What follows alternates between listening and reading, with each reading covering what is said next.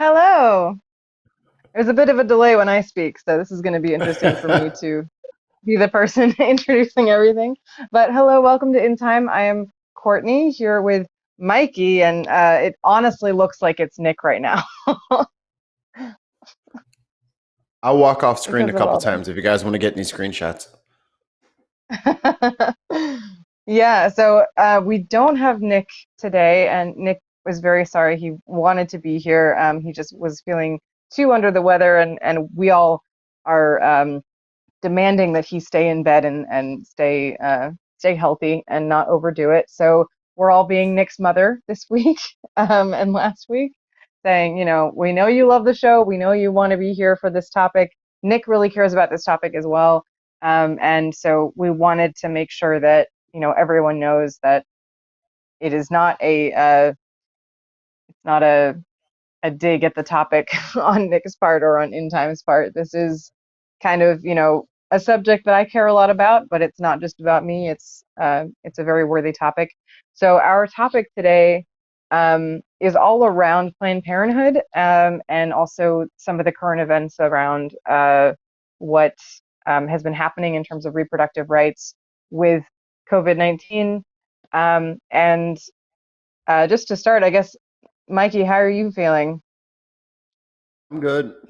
I'm staying isolated and I'm staying safe. I'm just staying in the house probably until the end of the week. I might have to go out once to the store for alcohol. But yeah, I'll be staying home for Well, the don't rest of don't this touch week at anything least. there in Nick's studio. Oh, shit. Mm. You're in trouble already. Oh, let me just go Oh to. I'll just no. go to the store and get some hand sanitizer. No big deal. Hmm. Well, so I'm super happy to have Susan on here. I've known her for quite a few years and worked with her on multiple projects, but she's quite a firebrand and a beautiful, beautiful lady. So let's bring Susan out, Bull, please. Hi. Hello. How are Welcome. y'all? Thank you. Thank you. I'm very excited to be here. How are y'all doing? I'm doing I'm good. I've just been, Yeah. like Mikey said, I've been isolating as well.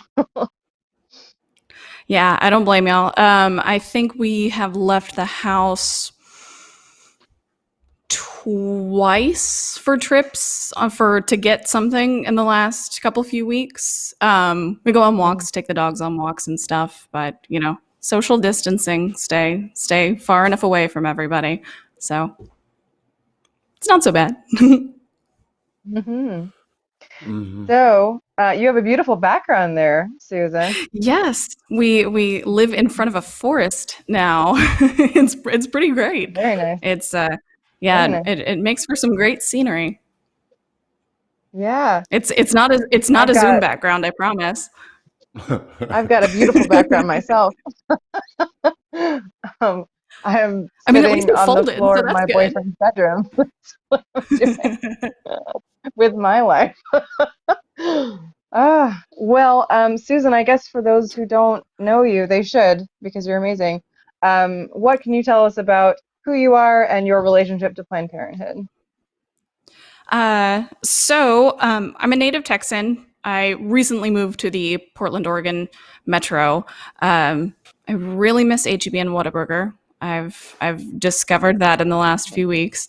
Um, in terms of Planned Parenthood, I worked for them for just over a year, working in accounting. So and a lot of the volunteer stuff having to do with community outreach and fundraising and stuff like that.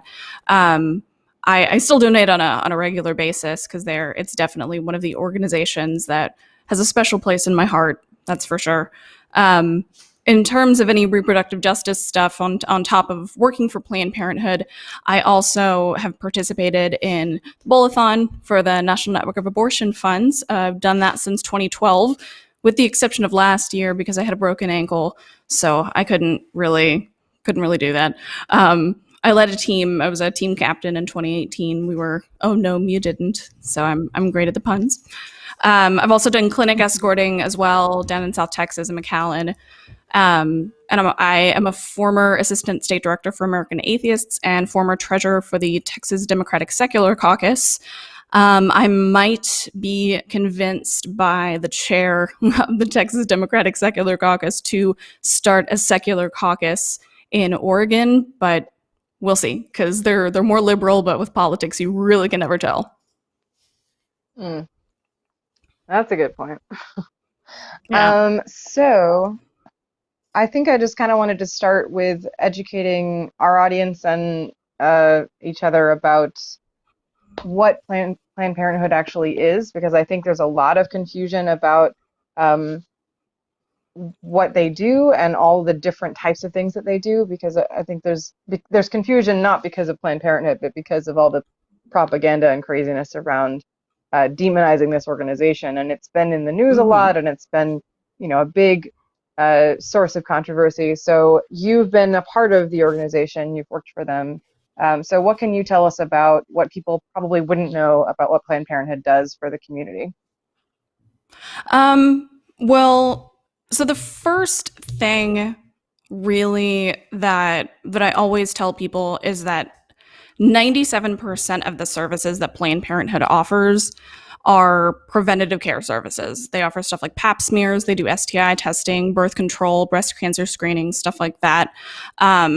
A good majority of their services are offered at no cost or reduced cost. They're based on donations, which people can actually have allocated based on what they want the money to go to, the restricted donations and stuff. They also were taking part in government grants. That sort of was starting to come under fire a lot when I was leaving.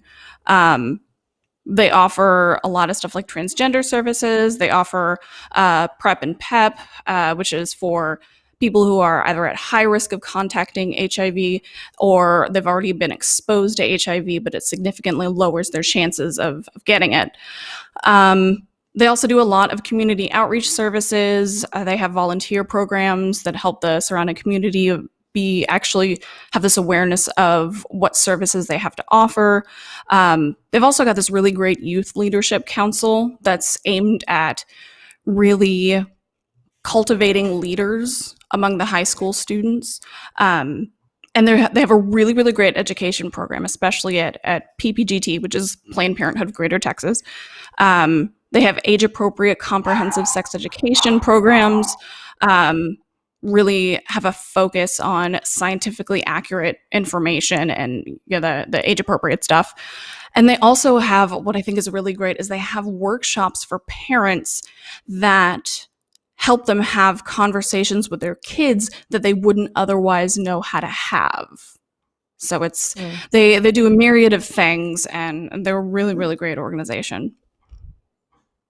So I've heard something about providing insurance and cancer screenings. Is that also what they do too? So they do offer. They have a lot of programs that are the no cost and reduced cost services. They do take major insurances. So even if you do have health insurance, you can still go to a Planned Parenthood health center and still receive care. And it's always a really, really high level of care. I've actually been a Planned Parenthood patient before. I've gone, even when I worked there. I was going there for my yearly checkups and stuff. So it's always interesting when one of the doctors that you talk to on the phone is doing your pap smear. So that's a lot of fun. But they offer. Oh no. That's always interesting. So how you doing? I'm great. I have my feet in stirrups, and yeah, we're getting real close right now. It's so awkward. Yeah, that was. I mean, Oh, no. it's a good bonding session, I guess. I don't know. Is that what they call it? Yeah. That's what I'm gonna call it. Oh.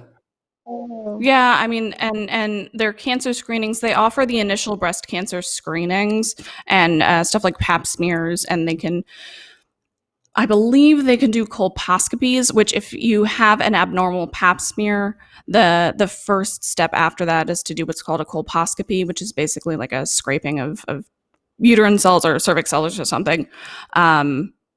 that does a lot of the pre-cancer screenings. If they find something that looks weird, they want to make sure it's not cancerous. So that's something that they can offer. And whenever they have somebody who is at risk for breast cancer, they make sure that they know to do their mammograms. They refer them out for the mammograms. A lot of times they end up helping with the funding for it and everything. So they do a lot of stuff, not just related to reproductive health care, but also just healthcare overall. Hmm. Yeah, a big focus on healthcare with actual clinics, and then also education, community outreach, awareness, Mm-hmm. um, and like you said, also communication, which is interesting. It's almost like they with parents being able to talk to their children, because as you know, and as I know, the sex education status in our country is not always the best, especially in Texas. Um, It's not great. That's for sure. yeah. Yeah. So Yeah. what you said was comprehensive sex education, and that's very, very important. We Mhm. could do an entire episode just on that. Um, Oh, but yeah. Oh, I could talk about that yeah, forever. yeah, you and I certainly have given talks on that as well. Um, Yes, we so, have. Yeah. hmm so yes, that's very important, and I think that pro-life is a very interesting organization. A lot of people arrive at that conclusion in various ways, for various reasons. But I think that what they may not realize is that there is a lot that they can get behind with Planned Parenthood, Hmm. including education. Because I think that if your main goal is to um, make abortions happen less often, Planned Parenthood is a huge asset to you. It Oh, is yeah. Yeah. definitely, yes, and I think that's something that a lot of people don't quite understand, that they see Hmm. Planned Parenthood as something that's like this demonized factory of abortion, and that like uh, if you pay your taxes, then those taxes are going to go directly to that service, and that's also a myth about Planned Parenthood. Um, Hmm. so I guess I just kind of definitely wanted to mention about pro-lifers, and they have their reasons, and that's okay. But I think that if your goal is to have less abortions happen, statistically, you have to get behind good education and access to proper healthcare, reproductive choice, and abortion is a part of that. But it's definitely there are many, many steps you can take before you have to get to that stage. And I think if Hmm. we had more people supporting those services, then you wouldn't have as many abortions overall. Right. And it's actually been shown in places like Colorado where they made a lot of, they made stuff that's called LARCs, which are long acting reversible contraceptives like IUDs and stuff. They made them more accessible. They were teaching, with the comprehensive sex education, and they found that unplanned pregnancies ended up diminishing at such an astonishing rate. And if you're having fewer unplanned pregnancies as a result, you're going to have fewer abortions. It's just a matter of interpreting the data. Hmm. So And go also, I Colorado. think, yeah, go Colorado. Um, Also, I think for Mikey's sake over here, I kind of wanted to touch on services that Planned Parenthood provides for men. Can you speak to that? Yeah, what y'all got um for me? I, I need some stuff. what you got for us, man? So that's actually a big misconception with what Planned Parenthood offers. And while cis women are a good portion of the patients that Planned Parenthood sees, they also offer stuff like prostate, colon, and testicular cancer screenings to those with those bits. Vasectomies, because why should those with uteruses have all the fun, right? And they also do male infertility screenings as well. So if you want to, see if you're good in the fertility department, then they'll do that testing as well. And of course, they offer all of the Mhm. things like the SCI testing and stuff like that to men as well. So in no way, shape, or form do they say, well, you don't have a uterus, you're not going to come here, and you're not going to be able to get services. So, Mm-hmm. Male pap smears. No thanks. I'll keep that one. Yeah. Until I I turn mean, if 40. you had to The go answer is through no. it, yeah. So you know And what can we'll you deal with. and can I get a promise that my physician won't be a friend of mine? Because that is just, I don't know. Oh my I goodness. Can lead can't to make some that promise. trauma. Can't All make right. that promise. All right. There's something else I was gonna say. I totally forgot what it was. I had a I'm thought. deleting my And it went poof. Facebook and Twitter now. You're Make like, sure I I'm have done. no I'm done friends. with If Well, I have no Oh friends, no. this won't happen. yeah, it's totally fine. I speaking of, pap smears and stuff, I got my IUD replaced a few weeks ago. And Mm, luckily I was right on friendly time. with the doctor. Yes, it was perfect. It was literally the day before I left. Yeah. And while I was friendly with the doctor that did the installation of the new one, I was not, necessarily on a first name basis, so it was fine. Mm-hmm. Yeah. Yeah. I have a fun little story too. I had like a routine uh PAP that was done a while ago, and I have a great relationship with my gynecologist. It's not through Planned Parenthood, but I'm lucky enough to be insured through my job, so um that's that. But she had everything set up and she did the whole procedure, and then she had this little, applicator thing that she puts in a liquid solution to do all the testing for everything. And right at the end, she goes to put that in the solution, and then she knocks it over accidentally. Oh So no. Oh the liquid no. thing just spills all over the counter, and she was like, "I am so sorry, but I have to do that entire thing all over again." And I was like, Oh no. "Okay." Like, I mean, okay. Yeah. The It was testing is really all fun. beneficial, so I can't complain too much, but Yeah, it was really funny more than anything. I was like, okay. Mhm.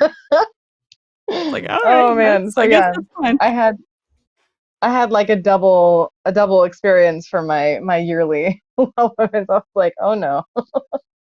Sorry, Oh sorry. man. No double dipping. Catch you next year. Bye bye. You had your Like no, this chance. is You don't get another and You one. I double made a dip. joke out. You double dip the chip. But I made kind of a joke with her. I was like, so this counts for 2 years now, right? It was really funny. Word. She's like, no, It's like, no. do I get a refund for this one since the well woman's exam is technically covered by insurance? Are you going to pay me for this one now? Oh no. Yeah, it was great. She's very, very sweet, and I love her. It was really funny because we talk about all kinds of other things too. So she's almost, we're very friendly. Oh But yeah. anyway, so Mikey, you and I have done an entire show on relationships as well. I wonder if you might speak to Yes. any of your experiences around this topic, if you'd like to speak to how much some of these services matter or how you feel about it. I don't have a whole bunch of experience in this. Most of the time, all of my girlfriends have had everything already taken care of, and that was just something that was done while I was at work, and I was none the wiser.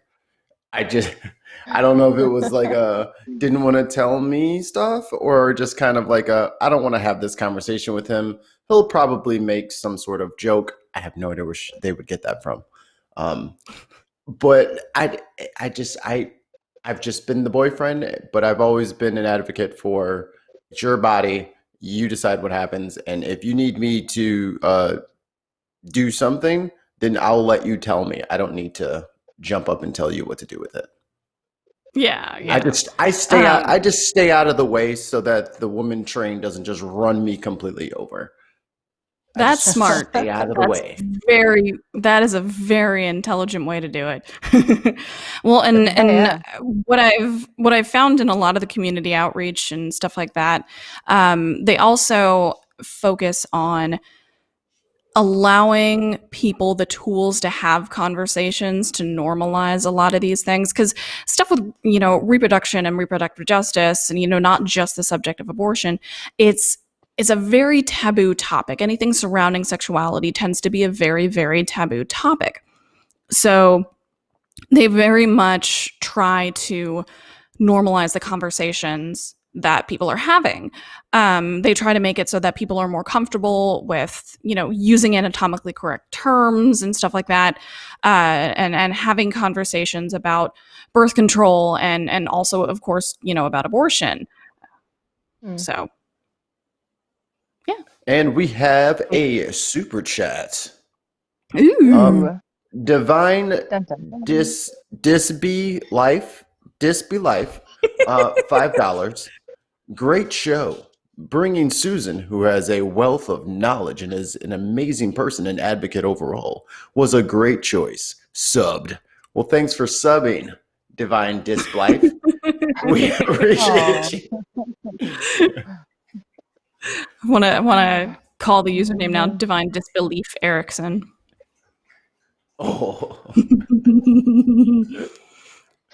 Ocean, I'll have something. For the record, if I'm allowed to say, that's my partner Nathaniel that's sitting across from me right now, and he is a wonderful, wonderful person. And hi, honey, I love you.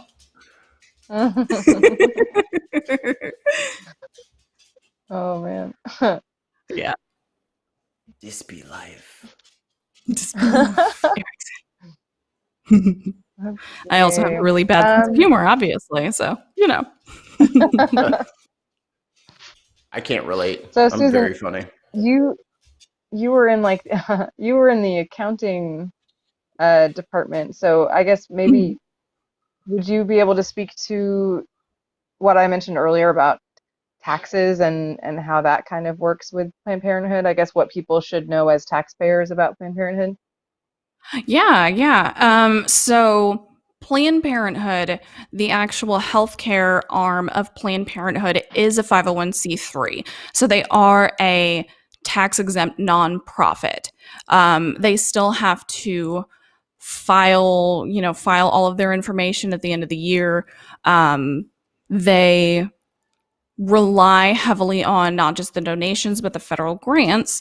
So, you get people who say that, defunding Planned Parenthood would totally be beneficial to taxpayers, but a lot of having to do with that, there is a cat behind me. A lot of that burden that Planned Parenthood takes off of, the taxpayers in the form, in the form of grants, not indirectly taking the burden off. If they were to defund Planned Parenthood, that burden would go on to stuff like the Medicaid system. It would go on their own individual health care, which, a lot of times, even if you have insurance, doesn't necessarily mean that you're going to be able to afford whatever procedures are deemed necessary by your doctor. And so in addition to the healthcare aspect of putting a strain on Medicaid, it also would potentially, anyway, in areas where Planned Parenthoods have been closed down, they have found that the sort of local clinics that are expected to pick up the burden end up heavily strained, understaffed, they're underfunded, and you end up with people who can't go to the health centers. So you end up with, less access to contraceptives and more unplanned pregnancies, and it causes more and more people to be stuck in the cycle of poverty. And it doesn't allow them to have the ability to break free of that cycle nearly as easily. So they end up not just with this unplanned pregnancy that has, now changed their life in some manner, but it also means that they have access to fewer life options, or they have to work far harder in order to gain access to those life options. So in terms of taxes, real quick though, I guess there are a lot of misconceptions about, so defunding Planned Parenthood is a big argument, and the I guess the argument is that if somebody is pro-life and they're against the abortion services, that they shouldn't have Mhm. their taxes go toward that type of service. And I think that what we've said in past videos too is that Planned Parenthood does not use that taxpayer money toward those services. That is a separate Exactly. arm of the organization. So I wonder if you might clarify that for everyone. So there is what's called the Hyde Amendment. It prohibits federal funding from being used for abortion services, except in cases of rape and incest. But Mhm. the Hyde Amendment also means that Medicaid funding cannot be used at all for abortion services, even in those exceptions of rape and incest. Um, they're also not typically covered under private health insurance either, only if their life is in danger or health is severely compromised, like if they can't carry the pregnancy to term. Um, and then it's the same thing also with insurance that's purchased in the marketplace, and if public employees have a health insurance plan as well. So they Mm. don't. It is literally the Hyde Amendment is responsible for federal funding not being able to be used for abortion services, and it oftentimes disallows people from being able to seek the healthcare that is required. So a lot of times there's a lot of abortion funds, like in North Texas there is Texas Equal Access Fund. In Central Texas there is Lilith Fund. There is also Jane's Due Process. There's all of these abortion funds that help with that financial burden, because it's not just the procedure, it's also, because in Texas there is a mandatory waiting period. There's mandatory state directed counseling that's basically trying to dissuade a woman from having an abortion. And after that counseling, it's a mandatory 24-hour waiting period. And then directly before they perform the procedure, they have a mandatory ultrasound, and the doctor has to show it and describe it to the patient, and it's a huge violation of autonomy and stuff like that. And as a result of that waiting period, oftentimes people have to take time off of work. They end up having to have a hotel room if they have to travel, because in Texas we have the highest, or y'all I guess technically no, y'all have the highest number of cities that are more than 100 miles away from the nearest ambulatory surgical center where they can perform abortions. And that, the gas and getting a hotel and things of that nature, it's this financial burden that just gets placed on people that a lot of times they don't expect. So Mhm. Mhm. Yeah, and Texas is a really fun time overall. Like you were saying, mandatory ultrasounds. At least from my psychology background, I can imagine that being an extremely horrible experience of, Yeah. yeah.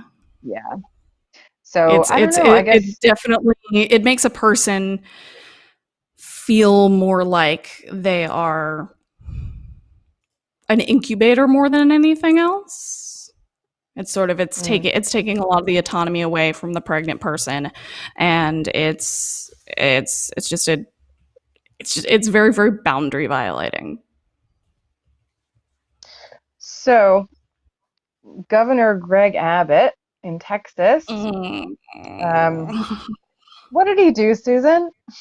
Okay. He sounds like a great guy. Tell me about him. What I He, mean, oh So dear. old this is the Okay. governor old of Texas, Greggy Yes, the abs. and governor of Texas, G Abs. what exactly happened? So when Governor Abbott was decreeing the emergency measures for the COVID-19 pandemic, He not only said church services are essential, which is something that I could get to on a totally different show, but he also enacted a ban on all abortion procedures. Yeah, he said that church services were essential. So basically, I feel a little doofy for this because I wrote a little joke and I shouldn't write a joke. Well, it's not really a joke. So it's basically first they came for surgical abortions, next they came for medical abortions, and pretty. Hello, dogs. Bork, You just freaked bork. out. In there. Bork, bork. Basically now in Texas, a lot of the only things that are left is for women to try either an at-home abortion or to purchase abortion medication online, neither of which typically have very good results. So there's a lot of things that I find really, really wrong with this. Mostly that abortion is healthcare, plain and simple. They are definitely part of the essential services that are still, being offered during this pandemic. It is healthcare, so it's healthcare is being offered. You can still go to the doctor. So it definitely puts, another form of an undue burden on people who are seeking abortions in this state that already makes it as difficult as possible, by, like I said earlier, forcing them to travel to obtain an abortion. And that can further delay. And in the matter of having an abortion procedure, time is really of the essence, because after 20 weeks, I believe, somebody correct me if I'm wrong, please. After 20 weeks, unless the mother's life is in danger or the fetus is not viable, they do not allow abortion. And that's enacted in a lot of states, which, again, that's another subject. I could get into a lot of that stuff. So the executive order, the decree, as it were, he issued it on the 22nd, I believe. And it said, let's see, I quoted this.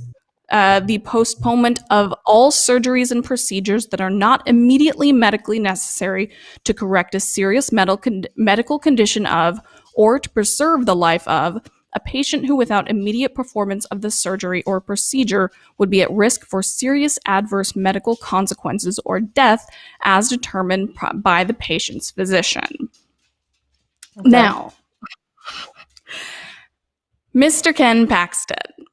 Ken, I'm awaiting trial for fraud charges, Paxton. He decided to issue a statement. Yes, he has. He also stole somebody's pen. It was a very expensive pen.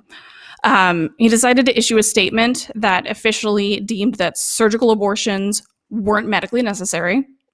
And then a few days later, providers received notice that they were also deeming medical abortions unnecessary as well. So they put a stop to both of those within just a few days. Obviously, Abbott and Paxton have an entirely different view of what can be considered, a medically necessary procedure, or, something that can be done in a timely fashion before the state prohibits it from happening based on the date of last menstrual period. So, yeah. They did challenge it. Oh, I have to bring this here because I have another article open.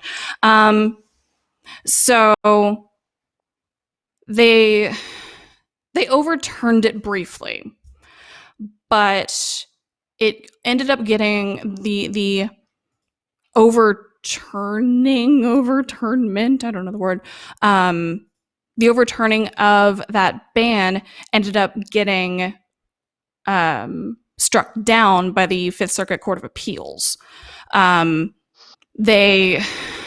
It's so frustrating because it's working its way through everything and they're trying to make it go through, but at the moment they're not able to provide those services. And if anybody has an update on that, please let me know, because I'm going based on the most recent stuff. That the original order was supposed to expire next week, I think it was week after. April something. I think the 13th.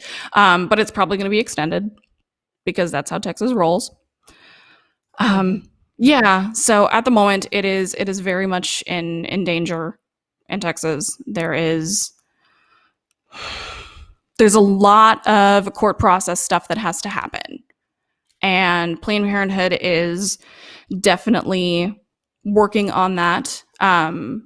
It's not just Planned Parenthood Greater Texas. I believe Planned Parenthood Federation of America is also getting involved with that as well. And then they have like Planned Parenthood Gulf Coast as well that covers like Houston and some of Louisiana. Um, yeah. So I don't like Greg So, Abbott. I didn't like him anyway, but right. Yeah, and this is not the first time that this has happened in Texas or by this person, certain restrictions to this type of service. So no. we could, go back. Do you have any like highlights of recent things that he's done or tried to do Well, for Texas?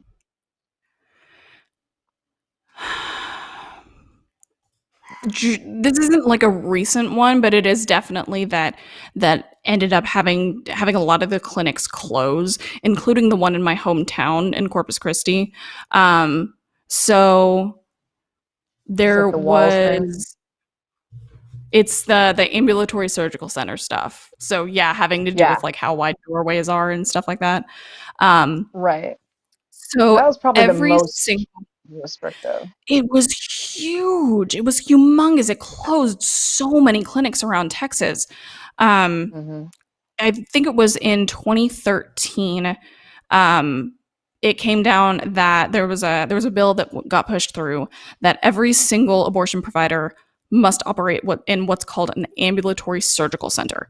Um, the ASCs are also known as like day surgery centers, which you don't just associate ASCs with abortion providers. It's also like somewhere where you can get like an ingrown toenail cut out or something like that. It's like outpatient surgery stuff.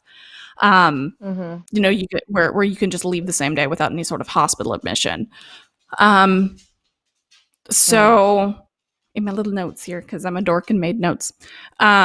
Texas Department of Health and Human Services said they must provide surgical services as their primary service and undergo strict and rigorous licensing procedures, operating requirements, and requirements for design, construction. Oh shoot! I just unplugged myself. Oh no. So Got all the comfortable. thing to like There we go. the Sorry, argument I that was unplugged being my made, so the argument that was being made was that they needed to be basically surgically safe in order to protect the health and safety of women receiving abortions. Like that was the headphones. Right. argument, but That was the what did it argument. actually That was do, how they Susan? did it. Yeah. So what it actually did, because they had such humongous restrictions on how these ambulatory surgical centers were going to be laid out, um, they the targeted requirements, they're also called trap laws, which means targeted regulation of abortion providers.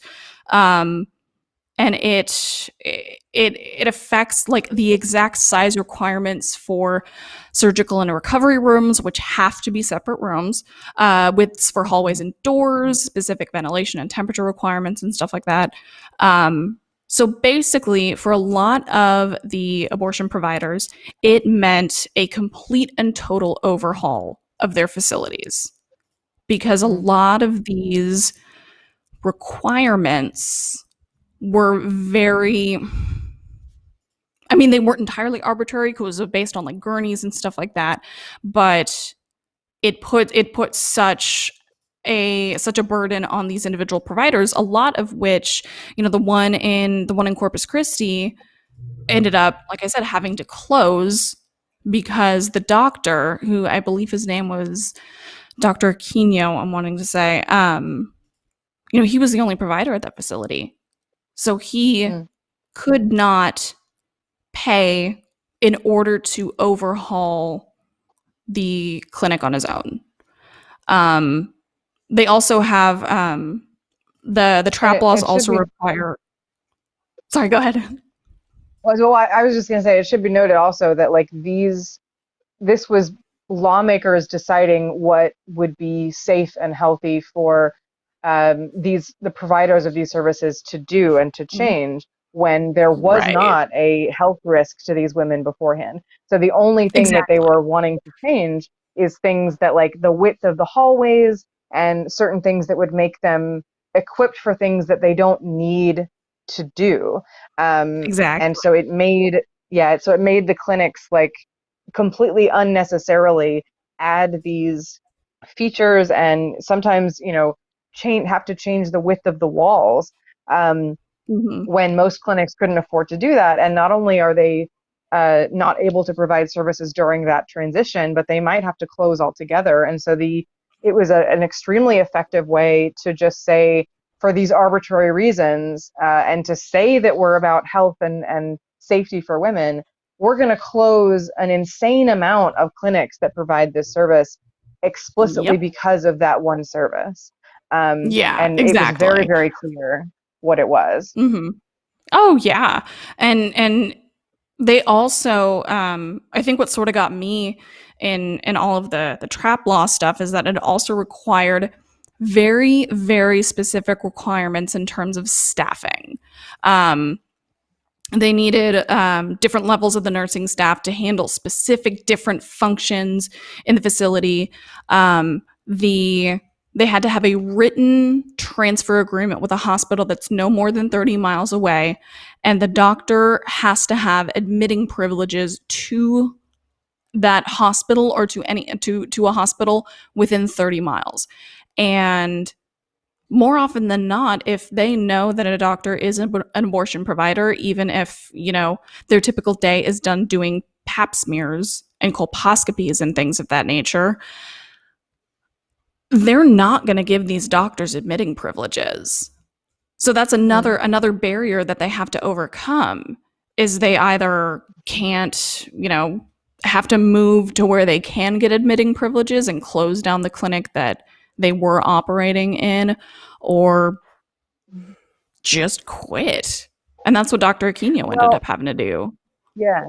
Oh, go ahead, Mikey. So I have a question. The people that are writing Yes. these laws, they're Mhm. all physicians. They are medical I mean, you experts. would think. Um, they're Oh probably a bunch no. of like architects, people who build hospitals, who build clinics.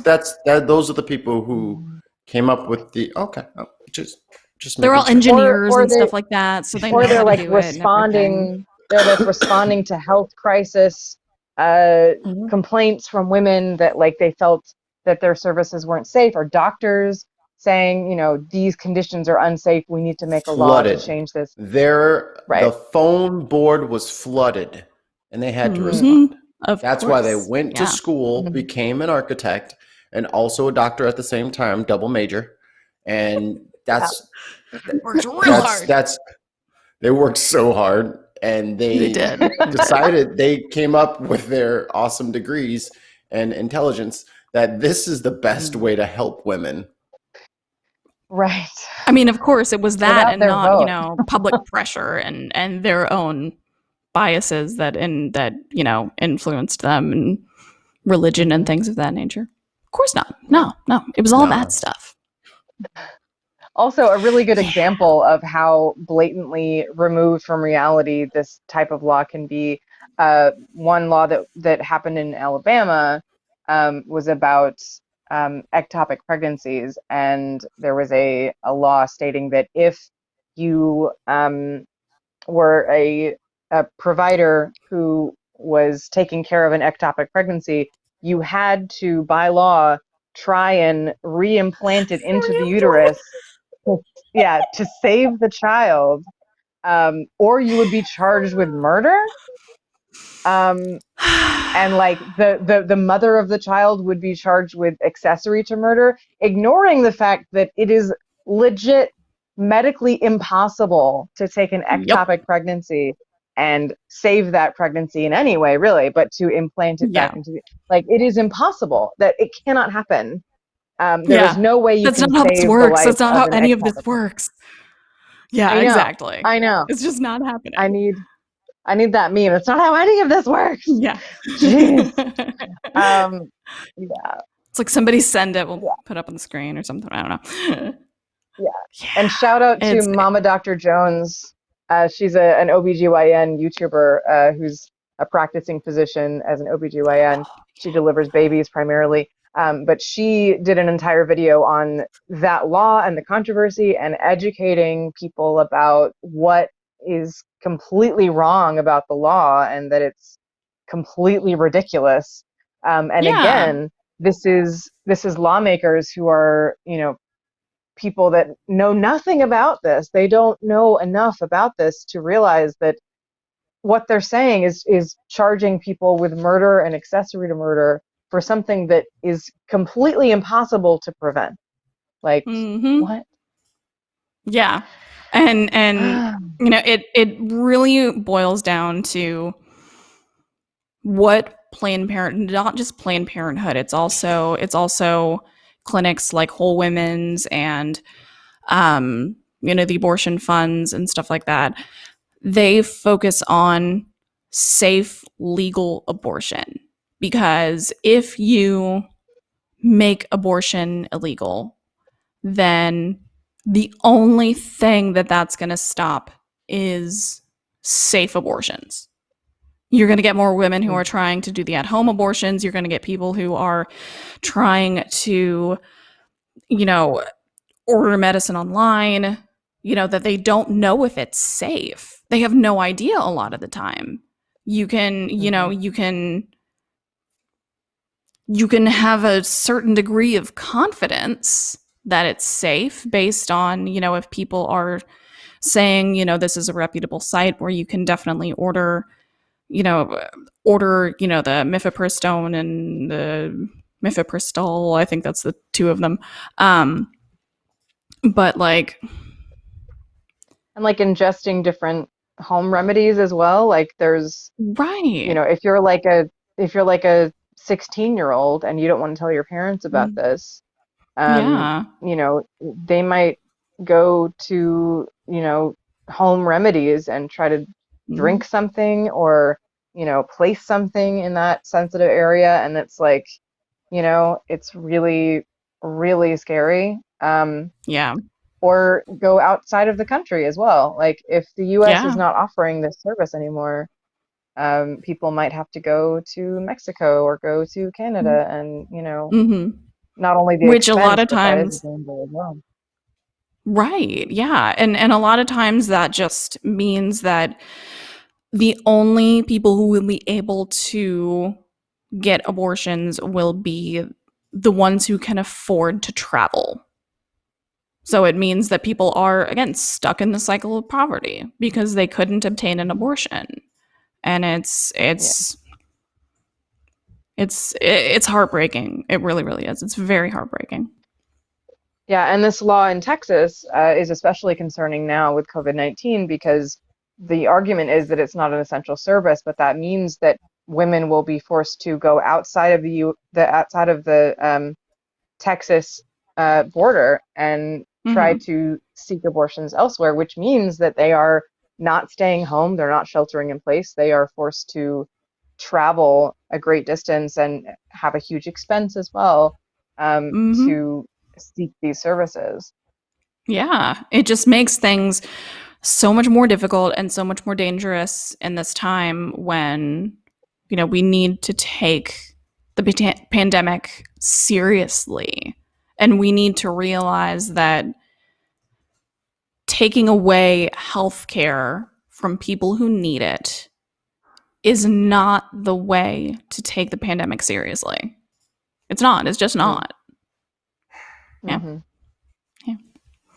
Yeah, and of course, there's the old argument about most of the time when this legislation comes up, it's usually men passing laws on behalf of women without the input of women, um, Yeah. which is also fun. Of Uh, course. so And of much course fun. there's a lot of there was a survey in Contraception magazine, or I think I don't know if it's a magazine or just what kind of publication it is, that, of course, it found a correlation between states with Republican-dominated legislatures and those severe, restrictions on abortion access. And it found that correlation between them and, the anti-abortion groups that are working to promote restrictions on everything. And I could talk about Abby Johnson too, but I'm not going to talk about her today. She's the one that did that movie Unplanned. Yeah, she did the movie Unplanned. Yeah. She's yeah. So many words. What was that movie? I think it was with Judi Dench a long time ago. There was a movie it was a true story about a woman who was an older woman who was providing abortion services in, I believe, England at a time when that was illegal, and she went to court. So that's a really good movie. I'm gonna have to look that up. Oh, I don't know. I think it's Judi Dench. Look it up and send it to me. I want to watch it. Yeah, it's so good. It was a very good movie.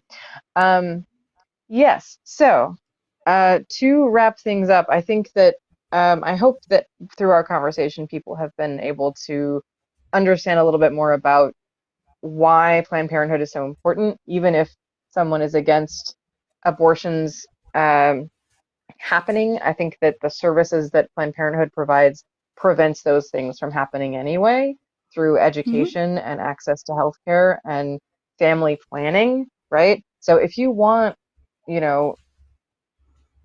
this to happen less often, Planned Parenthood is not the enemy. Planned Parenthood is your friend. And I think that a lot of people completely misunderstand that. So when you have things like this shirt, this I Stand with Planned Parenthood, that is about access to healthcare, it's about education, it's about communicating with families, and it's about those essential services when they are necessary, but only when, that's the option, like that's necessary, right? So we could talk about the whole debate about, bodily autonomy and, the difference between absolutely medically necessary abortion and, someone taking the option of abortion as something that they feel is best for their health. So that is still a debate, I think, among everyone, really, about what's morally correct for that. So it's not the easiest topic for everyone to talk about, but I think by and large, something that's misconstrued about being pro-choice, it's not the same as saying you're pro-abortion. Like, you don't want all the abortions to happen all over the world. You want only as many are necessary.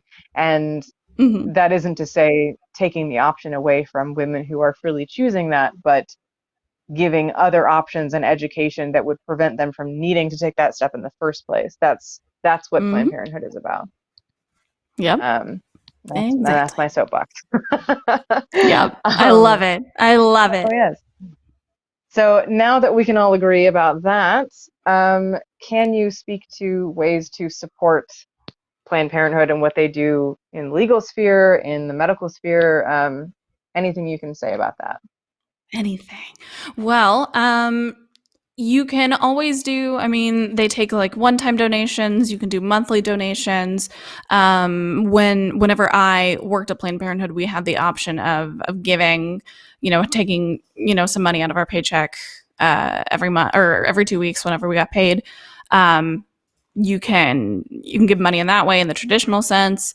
They have, fundraisers. They have stuff like North Texas Giving Day and Amplify Austin that both work a lot with community stuff that focuses on fundraisers, and it's sort of like a I don't know the word I'm looking for, like a race but not a race, to raise money in a set amount of time, and the ones that raise money, they get extra money from organizations and stuff. There's always fundraising drives. Yeah, they have a lot of that. They're the donations that come in, they come in on a regular basis. A lot of times people will give endowments and stuff like as part of their wills. They'll be all like, I want to, this amount of money to go to Planned Parenthood. And like I was saying earlier, you can actually, if you give and want your donation restricted only to a certain thing, like if you're like, oh, well, I only want this to go to education, or I only want this to go to healthcare services, then you can, have that allocated in specific areas. Excuse me. There's also Planned Parenthood Federation of America. They work on the national level. They do a lot of the stuff that you see.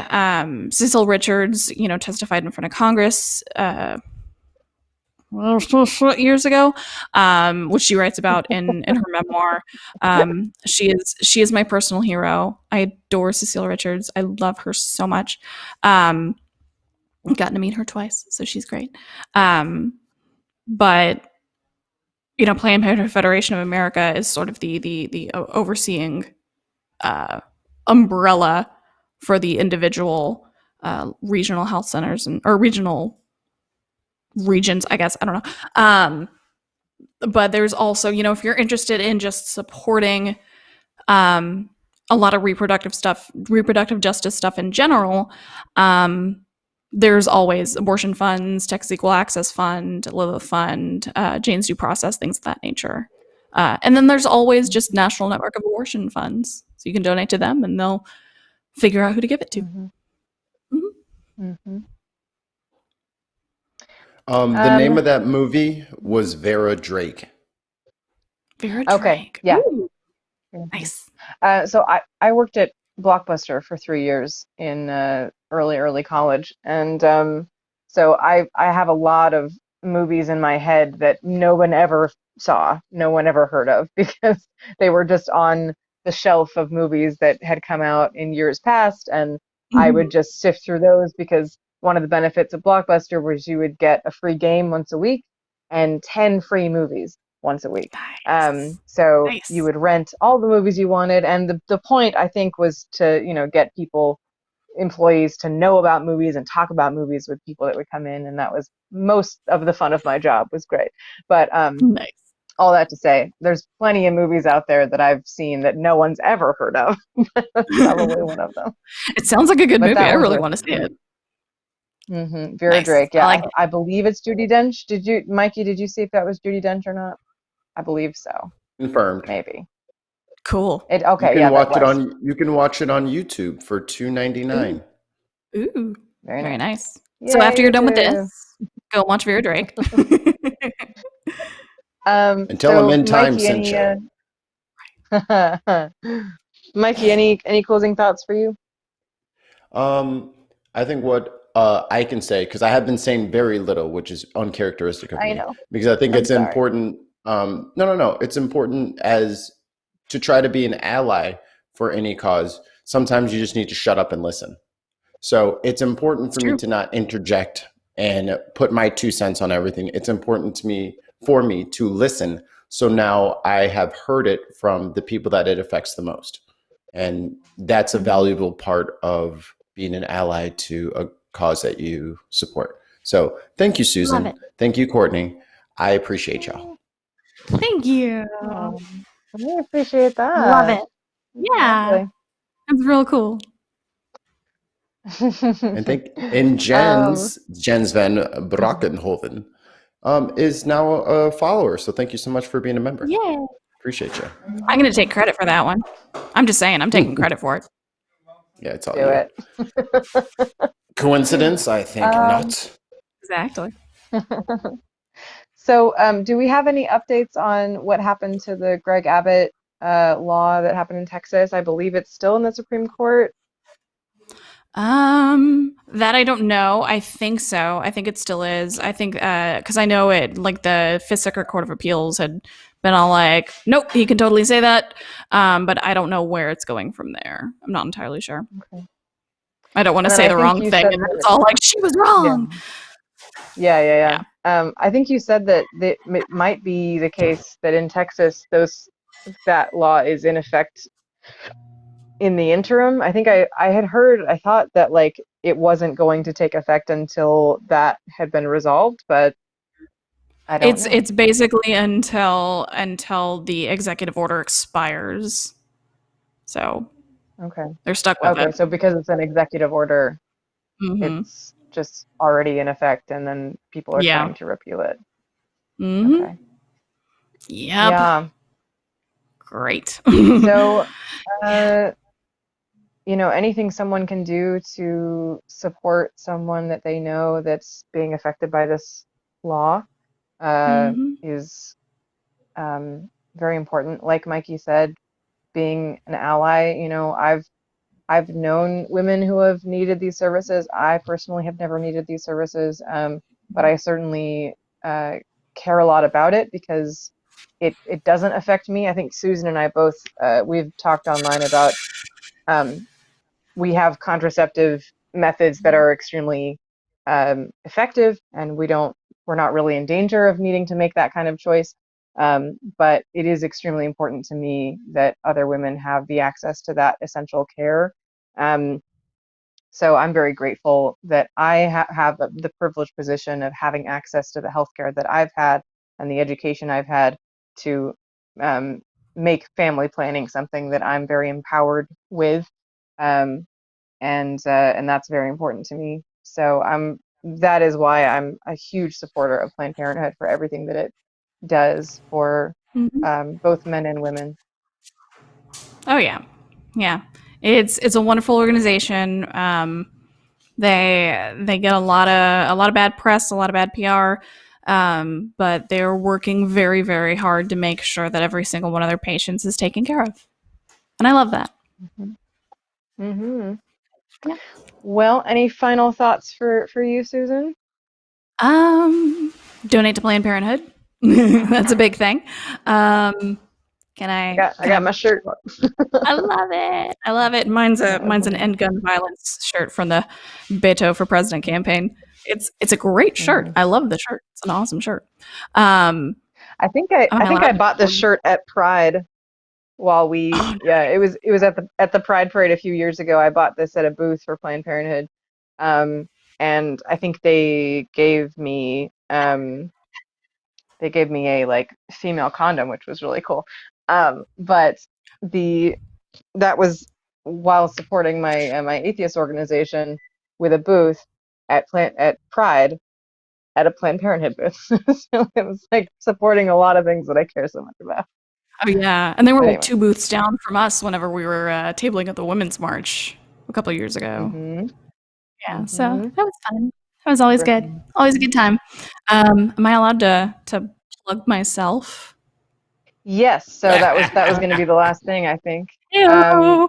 do Just we want to realized what do I we want to said. start with Mikey's plugs real quick? Oh, you said plug myself. I Oh, did. I I've been did. I did. holding in so many. That's what she said. Oh I think Thank I'm no. you. out For the now. sake of the conversation, I appreciate So it. so I wonder if Yeah, we should start with Mikey's plugs. I don't know. End with yeah, yours. yeah, let me out of here first. So, mixer.com/Mikey Famine, twitch.tv/Mikey Famine, Twitter @We the Deviants, Spotify, iTunes, all that stuff. The Deviants, that's my music stuffs. And you can catch me on Thursdays on the End Time Network, and I will have the very handsome and mustachioed Jim Majors this Thursday. So come hang out with us. It'll be fun. I might be there too, I guess. I don't know. Maybe. He's going to bring in the ladies, that's for sure. All right, Susan, take it away. Plugs. Well, so my partner Nathaniel and I have a YouTube show called Divine Disbelief. We pop up in a lot of people's after parties a lot of the time. So if you've seen me at any point, or if you've seen Nathaniel at any point, then you should watch our show, Divine Disbelief. You can find us on Twitter as well, Divine Disbelief. I am on Twitter. I am Motel Cowboy, which I will explain to y'all if you ever want to hear why my username is Motel Cowboy. Yeah, that's about it. You can follow our dogs at Dose Corgis15. They're pretty adorable. So Oh there's always the yeah. dogs. Yeah, yeah. They're corgis. I've had my personal experiences with the corgis. They are such a hit at parades.